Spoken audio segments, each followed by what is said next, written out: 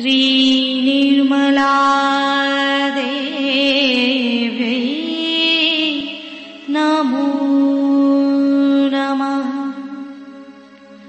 ॐ त्वमेव साक्षात् श्री कल्की साक्षात् श्री आदिशक्ति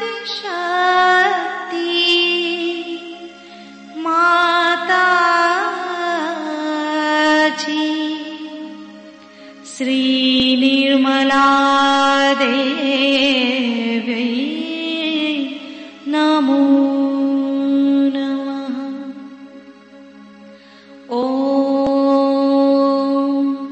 त्वमेव साक्षात् श्री कल्की साक्षात् श्री सहस्रार स्वामिनी मोक्ष प्रदायिनी माता जी। श्री निर्मला देवी नमो नमः।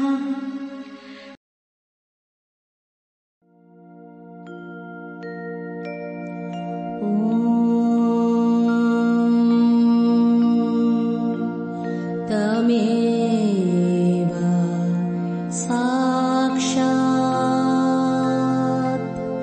श्री गणेश साक्षात्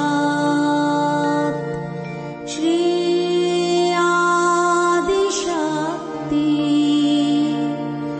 माता जी। श्री निर्मला देवी नमो नमः।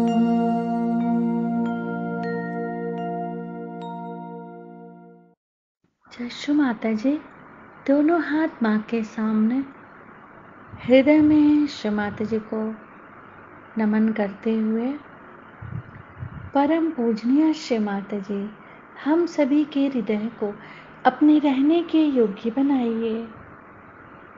संपूर्ण चित्त बीचों बीच हृदय में माँ की छवि को स्थिर करेंगे। श्री माता जी, कृपा करके हम सभी के हृदय में आइए।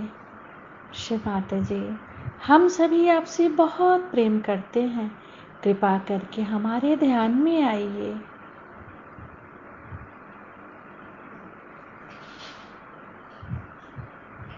श्री माता जी, हम सबको क्षमा कर दीजिए, हम सभी अज्ञानी हैं।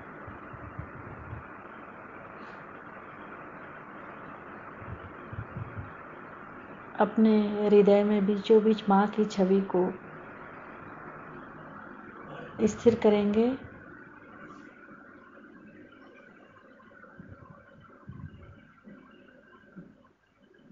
धीरे धीरे अपने संपूर्ण चित्त को दोनों हाथों पे,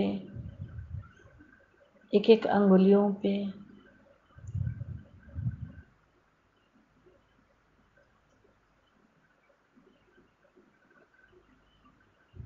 अब अपने संपूर्ण चित्त को पूरे भवसागर पे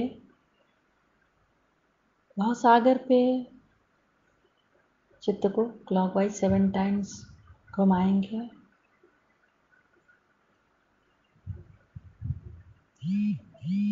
श्री माता जी, आप ही तो हमारी गुरु हैं और आप ही भी हमारी स्वामिनी हैं। कृपा करके हमें स्वयं का गुरु बनाइए। चित्त को क्लॉकवाइज घुमाते रहेंगे पूरे भवसागर में। गुरुर्ब्रह्मा गुरुर्विष्णु गुरुर्देवो महेश्वरा गुरु साक्षात् परब्रह्म तस्मै श्रीमान निर्मलमा नमो नमः। अपने संपूर्ण चित्त को भाव सागर में ही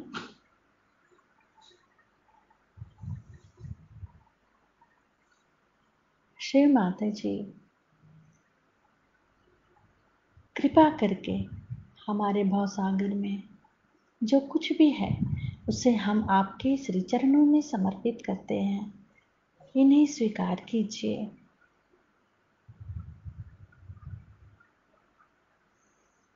दोनों हथेली के भाव सागर पे चित्र रखेंगे। पहले बाएं हथेली के भाव सागर को चित्त द्वारा देखेंगे,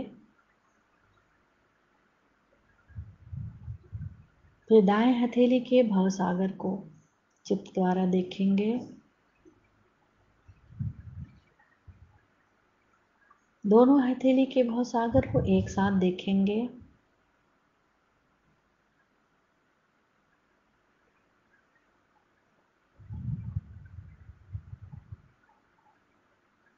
दोनों हथेली के भाव सागर और अपने नाभि के पेट के चारों तरफ भाव सागर एक साथ तीनों जगह चित्त रखेंगे।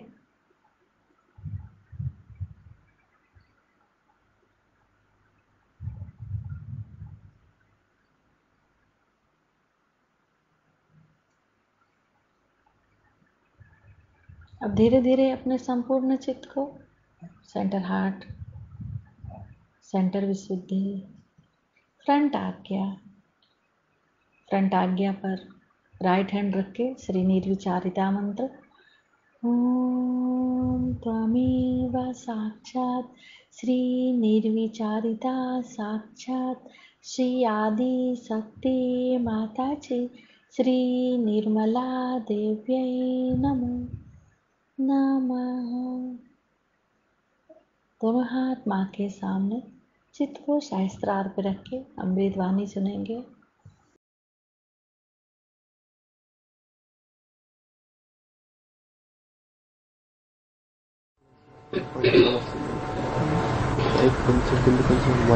आप सब लोगों को मिलकर के बड़ा आनंद आया और मुझे इसकी कल्पना भी नहीं थी कि इतने सहयोगी हैदराबाद में हो गए।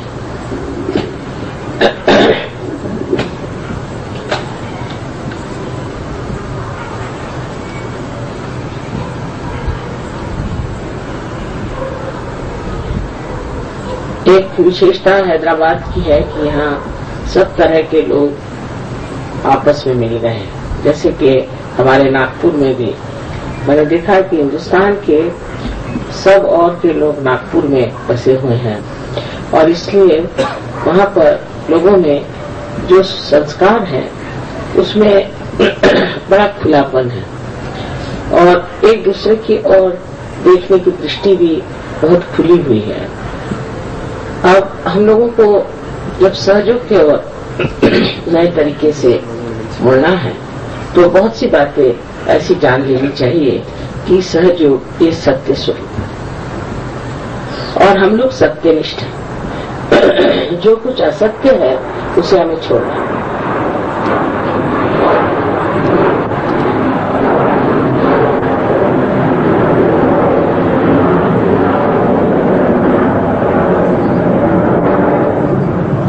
कभी कभी असत्य का छोड़ना बड़ा कठिन हो जाता है क्योंकि बहुत दिन तक हम किसी असत्य के साथ जीते रहते हैं। फिर कठिन हो जाता है कि उस असत्य को हम कैसे छोड़ें। लेकिन जब असत्य हमसे चिपका रहेगा तो हमें शुद्धता नहीं आ सकती क्योंकि असत्यता एक भ्रामकता है और उस भ्रम से निकलने के लिए हमें एक निश्चय कर लेना चाहिए कि जो भी सत्य होगा उसे हम स्वीकार करेंगे और जो असत्य होगा उसे हम छोड़ेंगे। इसके निश्चय से ही आपको आश्चर्य होगा कि कुंडलिनी स्वयं आपके अंदर जो कि जागरूक हो गई है इस कार्य को करेगी और आपके सामने वो स्थिति ला खड़ी करेगी कि आप जान जाएंगे कि सत्य क्या है और असत्य क्या है। यही नहीं पर आपके अंदर वो शक्ति आ जाएगी कि जिससे आप सिर्फ सत्य को ही प्राप्त करना चाहिए और जितना भी असत्य आपको दिखाई देता है उसे छोड़ दें।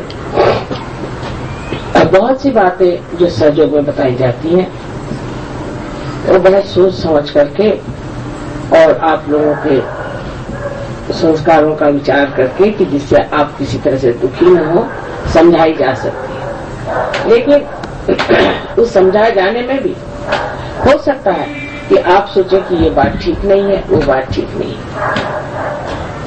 बहुत से शास्त्रों में जो बातें लिखी गई हैं वो अधिकतर सत्य है, पर कहीं कहीं ऐसा देखा जाता है कि बीच बीच में बहुत सी गलत धारणाएं भी बढ़ती हैं और इन गलत धारणाओं की वजह से हम उसी को सत्य मान के चल रहे हैं। जैसे कि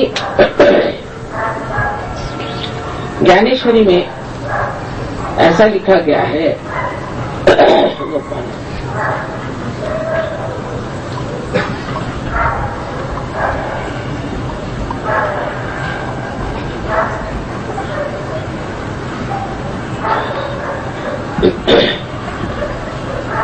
कि जब कुंडलिनी का जागरण होता है तो आप हवा में उड़ने लग जाते हैं और आप पानी पे चलने लग जाते हैं और आपको बहुत सात समुद्र के दूर की बातें दिखाई देती हैं। अभी अशक्य है क्योंकि ज्ञानेश्वर जी एक संत थे, महान संत थे। हम लोगों को उस पर सोचना चाहिए कि संत लोग जनहिताय जन सुखाय संसार में वो इस तरह की बातें मनुष्य को सिखाकर कौन सा सुख देने वाले, उससे कौन सा आराम होने वाला है कि आप हवा में उड़ने लग जाएं तो क्या विशेष हो जाए, या अगर आप पानी पे चलने लग जाएं तो क्या विशेष हो जाए। लेकिन जिस चीज से हमको असल में लाभ होता है वो है हमारे अंदर का परिवर्तन और हमारा परमात्मा से संबंध होना। पर उसी ज्ञानेश्वरी में लिखा गया है कि पसायदान यानी ये कि वो कहते हैं कि अब विश्व के जो आत्मा है, विश्वात्मक जो है, उन्होंने खुश होना चाहिए क्योंकि मैंने वाणी का यज्ञ किया है और अब आप ऐसा पसायदान दे, ऐसा चैतन्य दे जिससे सारे संसार में परिवर्तन आ जाए। और सारी बात परिवर्तन की लंबी चौड़ी। तो ये समझ लेना चाहिए कि जो पहली बात थी वो किसी ने उसमें भर दी, क्योंकि ऐसी बात ज्ञानेश्वर जी कभी लिख ही नहीं सकते कि आप हवा में उड़ेंगे या आप पानी पे चलेंगे। इससे क्या लोगों का फायदा होने वाला। वैसे ही हम लोग हवा में उड़ रहे हैं, वैसे ही जहाजों में चल रहे और वैसे ही दूरदर्शन से हम देखते हैं दूर। इसमें कुंडलिनी की क्या जरूरत है। सो कुंडलिनी से जो कार्य होना है उसको समझना चाहिए। और जिस तरह से भी हर एक ग्रंथ को हम पढ़ते हैं तो इसमें ये सोचना चाहिए कि इसका विचार जो है वो सत्य को पकड़ के है या नहीं। इसी प्रकार हमें गीता में भी हर धर्मशास्त्रों में गलत चीजें मिलती हैं। जैसे कि गीता में लिखा हुआ कि आपका जन्म जिस जाति में होता है वही आप जाति हो जाते, कभी हो ही नहीं सकता। क्योंकि जिसने गीता लिखी वो कौन थे? व्यास।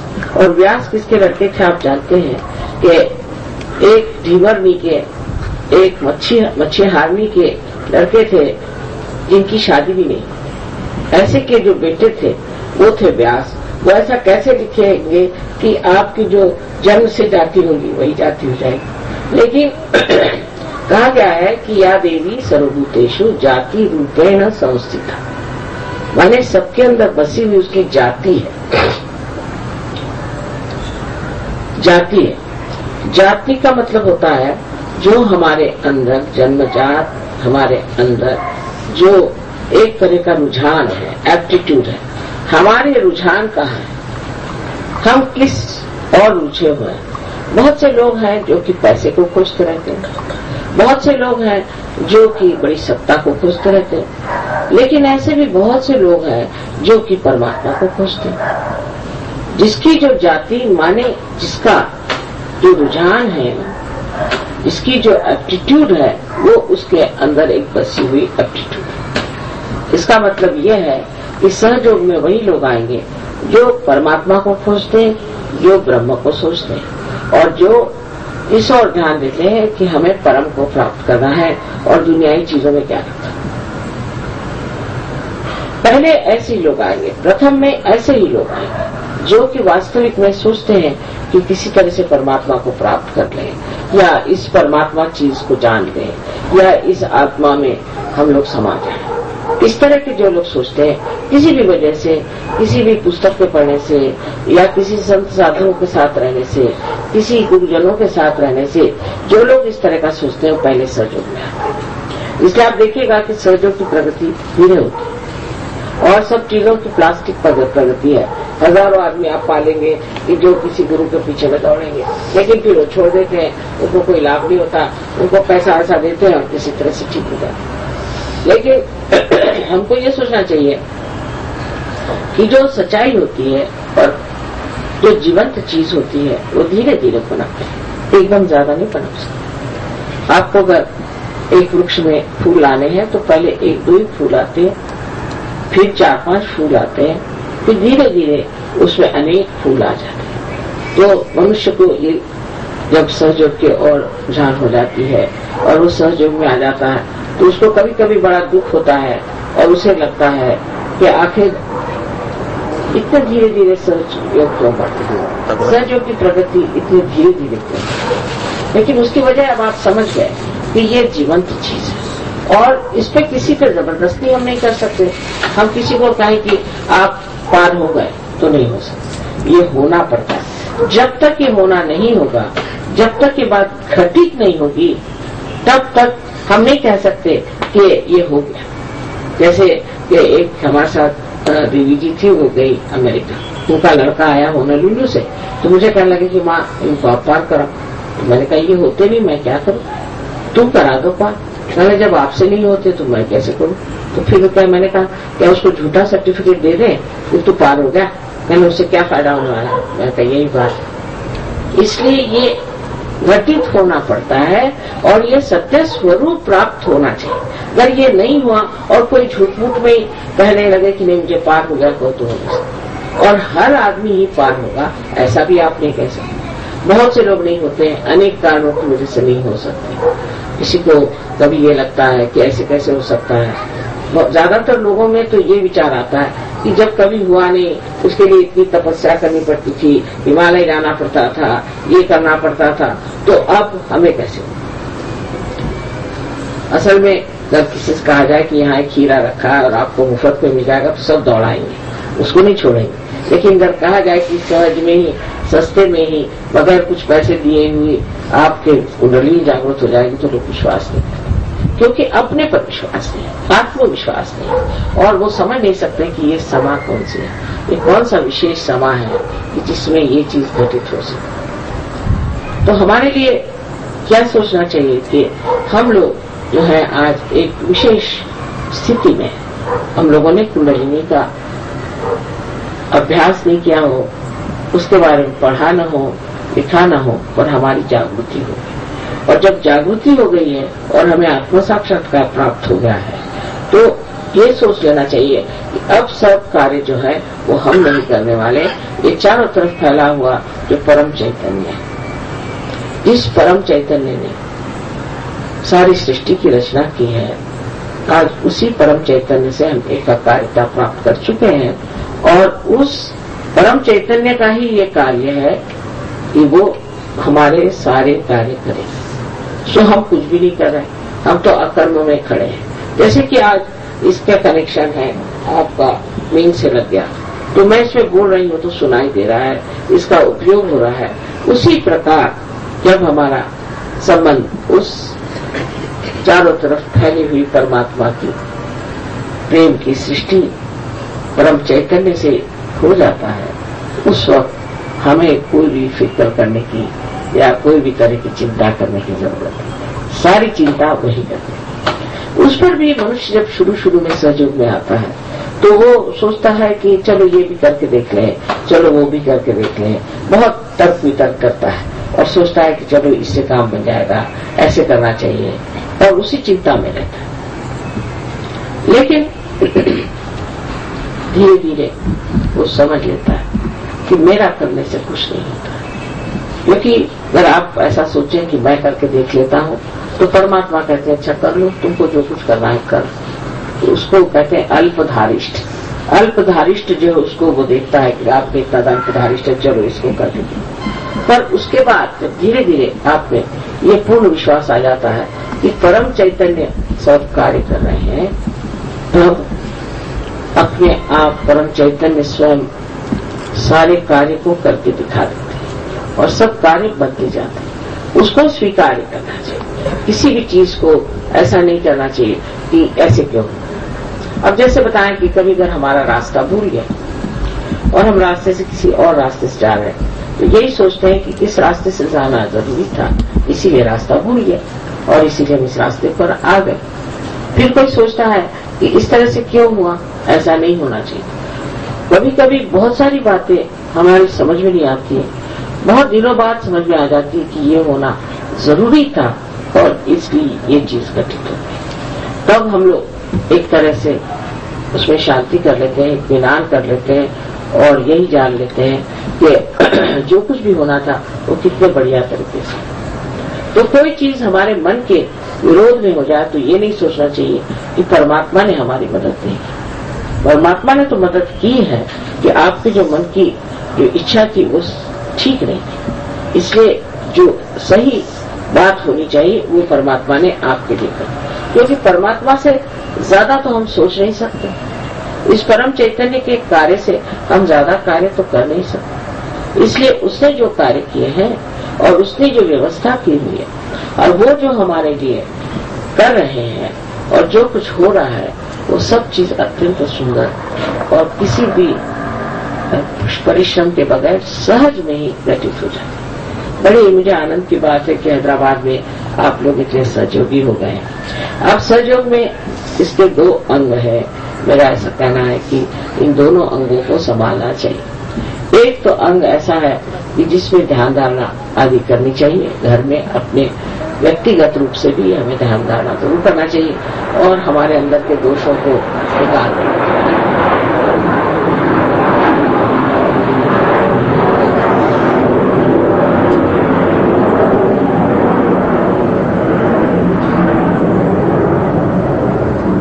ध्यान धारणा की जो हम लोगों की प्रणाली है बहुत ही सरल सहज है। एक सवेरे 10 मिनट, शाम को 10-15 मिनट बैठने से भी ध्यान धारणा होता है। पर पहले अपने अंदर कौन सा दोष है उसे देख लेना चाहिए। बहुत बार लोग ये नहीं समझते कि हमारी कोई राइट साइडेड है, कोई लेफ्ट साइडेड है, तो वो उल्टे इलाज करने शुरू हो जाते हैं। इसलिए पहले जान लेना चाहिए कि हमारी कौन सी दशा है, हमारा कौन सा चक्र पकड़ रहा है, हम कहाँ हैं, ये सब आप लोग जान सकते हैं। आप जब फोटो की ओर ध्यान करेंगे तो आप जान लेंगे कि आपके इस चक्र में दोष है कि उस चक्र में दोष है, और उसको पूरी तरह से समझ करके पूर्ण उसके ज्ञान के साथ में उसको आपको सुलझा लेना चाहिए। उसको सुलझाने के बाद में ये व्यक्तिगत हो गया, फिर आपको सामूहिकता में उतरना चाहिए और सामूहिकता में उतरते वक्त आपको जान लेना चाहिए कि अपना हमें दिल खोल लेना चाहिए। जिस आदमी का दिल खुला नहीं है वो सामूहिकता में उतर नहीं सकता। बहुत से लोग संकुचित प्रवृत्ति के हो गए हैं, कारण उन्होंने वो जाना नहीं कि दुनिया कितनी अच्छी है और कितने हम इसे अच्छे बना सकते। जिसने अच्छी व्यवस्था देखी ही नहीं, जिसने अच्छा सुंदर सा संसार देखा ही नहीं, उनको विश्वास ही नहीं होता कि ऐसा संसार हो भी सकता है। इसलिए वो अपने संकुचित हृदय से रहते हैं। और दूसरी बात उसमें ऐसी होती है कि जब हम औरों के ओर नजर करते हैं तो पहले हमें उनके दोष दिखाई देते हैं। जब हम दूसरों के दोष देखने लगते हैं तो हमारे अंदर ज्यादा दोष आ जाते हैं। लेकिन हम उनके गुण देखें, उनकी अच्छाई देखें और उनकी सुंदरता को देखें तो हमारे अंदर भी वो सुंदरता आ जाएगी और उस आदमी के जो दोष होते हैं वो भी लोप हो जाएंगे। जब दूसरा कोई है ही नहीं, जब वो हमारे ही शरीर का एक अंग मात्र है, तो फिर उसमें दोष देखने से क्या फायदा। दोष को हटाना ही चाहिए और दोष को हटाने का सबसे अच्छा तरीका है कि उसको किसी तरह से सुलझाकर प्रेम भाव से ही उसको हटाया जाता है, क्योंकि अपना सारा कार्य जो है वो प्रेम की शक्ति का है और प्रेम ही सत्य है और सत्य ही प्रेम है। जो प्रेम की शक्ति को इस्तेमाल करेगा वो बहुत ऊंचे उठ जाता है। हृदय को खोल करके प्रेम से आपको दूसरों की ओर देखना। इस तरह से एक तो ये आपका अंग है जिसमें आप अपनी व्यक्तिगत दृष्टि में प्रगति करते हैं और एक आप समष्टि में प्रगति करते हैं जो दूसरों के साथ मेल जोल प्यार हो जाए। जिसका मेल जोल दूसरों के साथ नहीं बैठता तो उसको सोच लेना चाहिए कि वो सहज नहीं। जिसका जो प्रश्न खड़े कर देता है, जिससे लोगों को तकलीफ हो जाए, जिससे आपस में प्रेम न बढ़े, बैर बढ़ जाए, आपस में झगड़ा हो जाए, ऐसा आदमी सहज नहीं है। और ऐसे आदमी से बचकर रहना चाहिए, क्योंकि ऐसा आदमी एक भी आम खराब हो जाए तो सारे आम वो खराब कर सकते। तो वो आदमी इधर से उधर लगाएगा, इधर से उधर बात करेगा, इसके खिलाफ बोलेगा, उसके खिलाफ बोलेगा। इसलिए किसी भी सहयोगी की निंदा सुनना हमारे सहज में एक पाप सा है, क्योंकि उसको सुनने से हमारे कान खराब हो जाते हैं और उससे हम उस आदमी के प्रति एक तरह से गलत तरीके से कहना चाहिए कि उसके प्रति हमारा जो विचार होता है वो ठीक नहीं रहता। आपको जब दूसरों से व्यवहार करना है तो देखना चाहिए कि हमारे अंदर कितना औदार्य है, हम कितनी क्षमा कर सकते हैं, हम कितने प्यार से उनसे बोल सकते हैं, उनको हम कितने नजदीक ले सकते हैं, क्योंकि ये सब हमारे असली रिश्तेदार हैं। बाकी की रिश्तेदारी तो आप जानते ही जैसी होती है, लेकिन जो असली रिश्तेदारी है वो सहजयों की है। और आपको जब पता होना चाहिए कि 40 देशों में आपके भाई बहन बैठे हुए हैं और जब कभी आप उनसे सब मिलेंगे तो आपकी तबीयत खुश होगी। दूसरी जो स्थिति है उसमें है सहयोग का ज्ञान होना और सहयोग का प्रचार। ये भी अत्यावश्यक है, विशेषतः औरतों के लिए, स्त्रियों के लिए, क्योंकि स्त्री जो है वो शक्ति स्वरूपिणी है। उसको समझ लेना चाहिए कि कौन सा चक्र पकड़ता है तो कौन सी उंगली पकड़ती है, कौन से पैर में उंगली पकड़ती है, उसको कैसे निवारण करना चाहिए, उसके क्या दोष हैं, उससे क्या बीमारियां हो सकती हैं, किस तरह से हम लोगों को ठीक कर सकते हैं, कौन से दोषों से हम जान सकते हैं कि कौन से चक्र पकड़े हुए हैं, उसका निवारण कैसे करना चाहिए आदि जो कुछ भी ज्ञान है, कुंडलिनी के बारे में ज्ञान क्या है आदि सब बैठ करके मनन करके सोच करके और आपको जान लेना चाहिए। लेकिन अधिकतर लोग सहयोग में आने के बाद उसके ज्ञान की ओर ध्यान नहीं देते, उनको ज्ञान नहीं रहता है और सहयोग करते रहते। तो उसका ज्ञान होना अत्यावश्यक है, क्योंकि ऐसे तो दुनिया में बहुत से लोग आए जो कि हम देखते हैं कि पार हैं, बच्चे हैं बहुत सारे, वो भी ऐसे पैदा होते हैं जो कि सहज ही हैं, लेकिन उनको सहज का ज्ञान नहीं। तो माँ लोगों को चाहिए कि वो जाने सहज क्या चीज है, उससे वो अपने बच्चों को भी समझ जाएंगे और ये भी समझ जाएंगे कि कोई बच्चा जो कि सहज में पैदा हुआ है वो क्यों ऐसा करता है, उसकी क्या बात है। उस समझने के लिए इसका ज्ञान होना आपको बहुत अत्यावश्यक है। जिन लोगों को इसका ज्ञान नहीं होता है वो लोग समझ नहीं पाते कि क्या बात कर रहे हैं, ये क्या कर रहे हैं, औरों को इसका असर नहीं आता। इसका इसलिए बुद्धि से ज्ञान होना बहुत जरूरी। और जो चौथी चीज बहुत जरूरी है, सहयोग का प्रचार।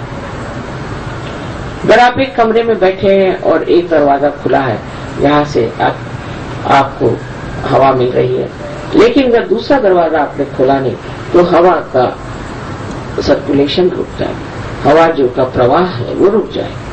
इसी तरह से हम लोग जब दूसरों को सहयोग से प्लावित करते हैं, उनकी मदद करते हैं, उनको रियलाइजेशन देते हैं, उसका प्रचार करते हैं, उसके बारे में बोलते हैं, अपने रिश्तेदारों को बताते हैं, उनको घर पे बुला कर चाय पिला करके सहयोग देते हैं, तब जब तक आप प्रचार नहीं करेंगे तब तक आपकी प्रगति नहीं हो सकती। क्योंकि आप जानते हैं कि जब पेड़ बढ़ता है तो उसकी शाखाएं बढ़नी चाहिए और उस शाखाओं के नीचे उसकी छाया में अनेक लोगों को बैठना चाहिए।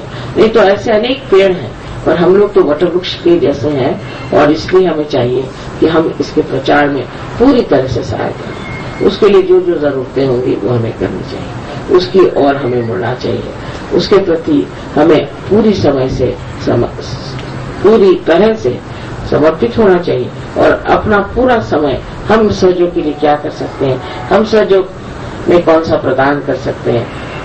इसमें आप जानते हैं कि पैसा ऐसा नहीं लिया जाता, और अब जैसे आपको कोई कार्यक्रम करना है तो मैंने सुना कि एक ही नागोराव साहब सारा पैसा दे रहे हैं, ये बात अच्छी नहीं। अभी से आप थोड़े थोड़े पैसे इकट्ठे कर लें, और जब हम आए तो ऐसा होना चाहिए कि सबको उसमें तन मन धन से हर तरह से मदद करनी चाहिए, और उसमें आपको बड़ा मजा आएगा। ऐसे हम लोग और तो खर्चे करते रहते ही हैं, ये खरीद वो खरीद, एक चीज नहीं खरीदी और सोचा कि सहयोग के लिए रखें। बहुत से लोग सहयोग में ऐसे भी हैं कि पूरे समय सहयोग का विचार, क्योंकि ये सोचते हैं कि इससे सारे समाज का, सारे सृष्टि का ही परिवर्तन हो जाएगा और सारे संसार में आनंद का राज्य आ जाएगा और हम लोग सारे सुख से रहने लगेंगे, और जो कुछ वर्णित किया गया है स्वर्ग, वो इस संसार में उतर आएगा। इतने दिव्य और महान कार्य के लिए सब लोग सोचते हैं कि हम इसमें पूरी तरह सम्मिलित हो जाए, लेकिन ऐसे लोग जो सहयोग में हैं वो बड़े ऊंचे पद पर हैं और वो बड़ी ऊंची स्थिति में रहते हैं और इसी में आनंदित रहते हैं कि हम सहयोग में बैठे।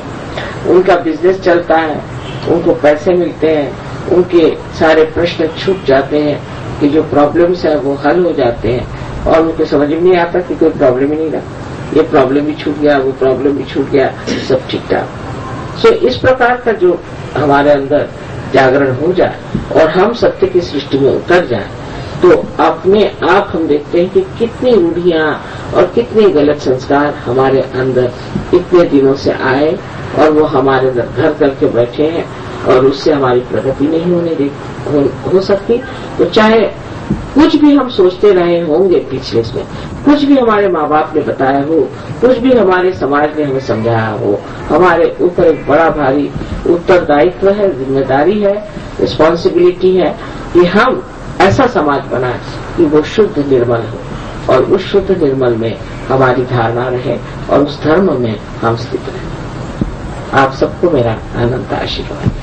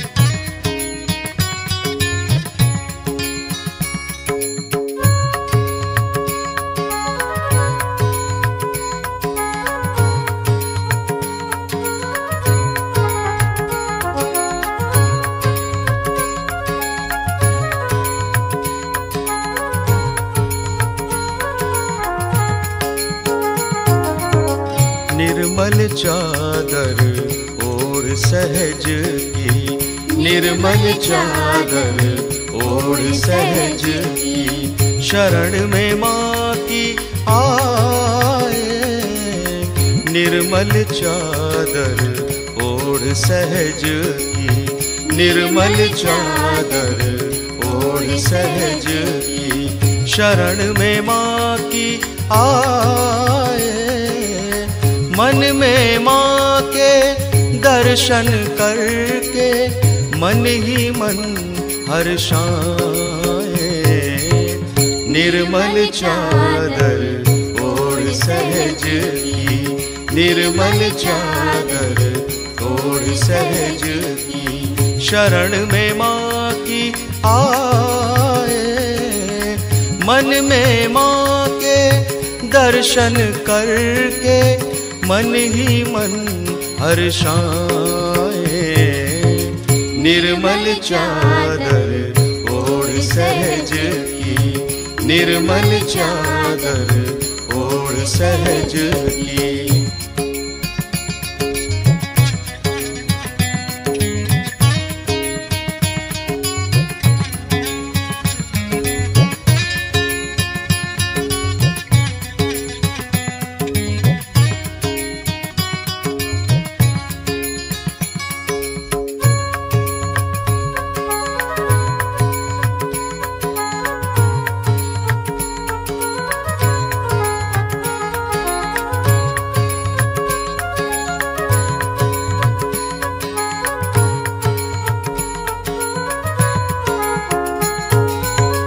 माँ ने भेजा जग में हमको निर्मल देकर काया। माँ ने भेजा जग में हमको निर्मल देकर काया। आकर के अब सहज में हमने इसका मान बढ़ाया। आकर के अब सहज में हमने इसका मान बढ़ाया। जन्मों की ये पुण्याई है माँ के दर्शन पाए। निर्मल चादर ओढ़ सहज की, निर्मल चादर ओढ़ सहज की, शरण में माँ की आए। निर्मल चादर ओढ़ सहज की, निर्मल चादर ओढ़ सहज की, शरण में माँ की आए। मन में माँ के दर्शन करके मन ही मन हर्षाए। निर्मल चादर ओढ़ सहज की, निर्मल चादर ओढ़ सहज की।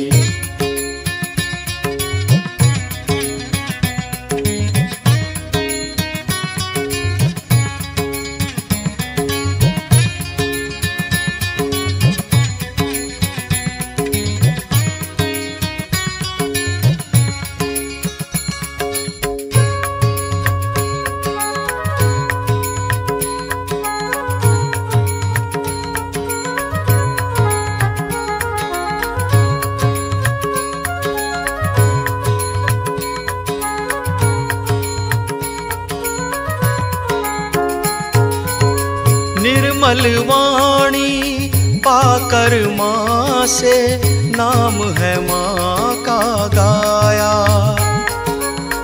निर्मल वाणी पाकर माँ से नाम है माँ का गाया।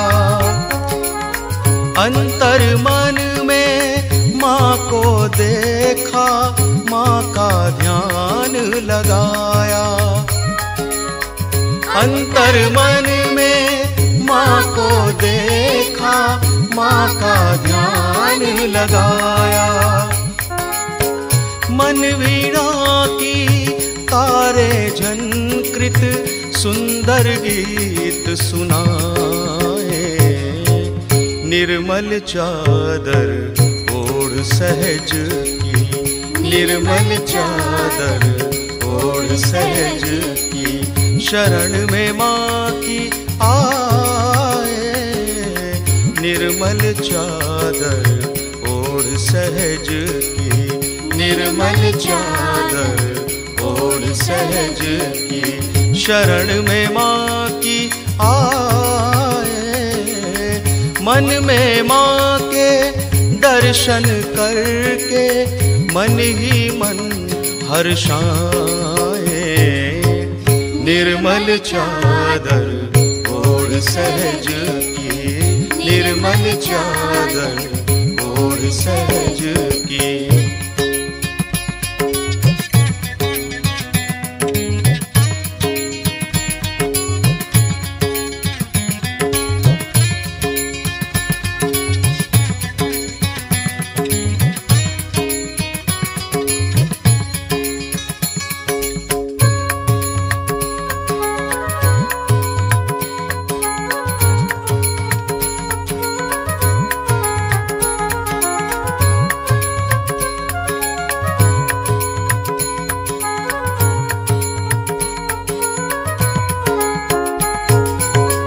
इन पैरों से चलकर माँ के मंदिर हम हैं आए।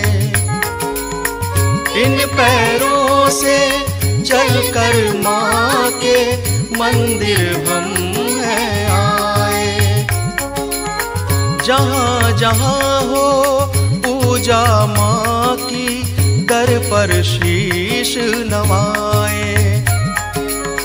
जहाँ जहाँ हो पूजा माँ की, दर पर शीश नवाए। हम श्री माँ को क्या करें अर्पण, स्वयं लीन हो जाए। निर्मल चादर ओढ़ सहज की, निर्मल चादर ओढ़ सहज की, शरण में माँ की आए।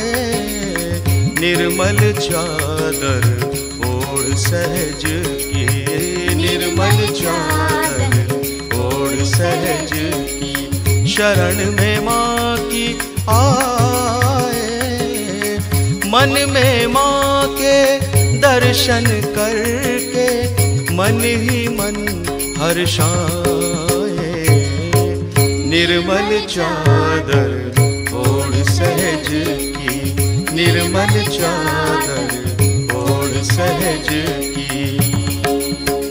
जय जय माँ, जय जय माँ, जय जय माँ, जय माँ, जय जय माँ, जय जय माँ, जय जय माँ, जय माँ, जय जय माँ, जय जय माँ, जय जय माँ, जय माँ, जय जय माँ, जय जय माँ, जय जय माँ, जय माँ, जय जय माँ, जय जय माँ, जय जय माँ, जय माँ, जय जय माँ, जय जय माँ, जय जय माँ, जय माँ, जय जय माँ, जय जय माँ, जय जय माँ, जय माँ, जय जय माँ, जय जय माँ, जय जय माँ, जय माँ, जय जय माँ, जय जय माँ, जय जय माँ, जय माँ, जय जय माँ, जय जय माँ, जय जय माँ, जय माँ, जय जय माँ, जय जय माँ, जय जय माँ, जय माँ, जय जय माँ, जय जय माँ, जय जय माँ, जय माँ, जय जय माँ, जय जय माँ, जय जय माँ, जय माँ, जय जय माँ, जय जय माँ,